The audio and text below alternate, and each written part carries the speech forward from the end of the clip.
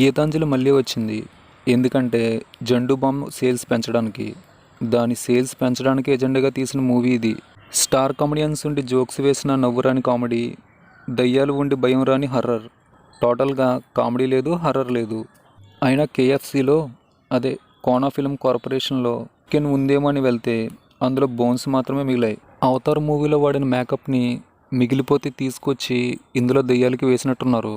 మళ్ళీ direction chance కోసం చూస్తున్న శ్రీనివాస్, రైటర్స్ అయిన తన ఇద్దరు ఫ్రెండ్స్ ఆత్రేయ, ఆరుద్ర, వీళ్ళకి సడన్గా ఒక బిజినెస్ మ్యాన్ నుంచి సినిమా తీయమని ఆఫర్ వస్తుంది. ఆ సినిమా మొత్తం దయ్యాలు ఉన్న ఒక బూత్ బంగ్లాలో తీయవలసి వస్తుంది. తర్వాత ఏమవుతుంది, పాత గీతాంజలికి కొత్త గీతాంజలికి సంబంధం ఏంటనేది మిగతా స్టోరీ.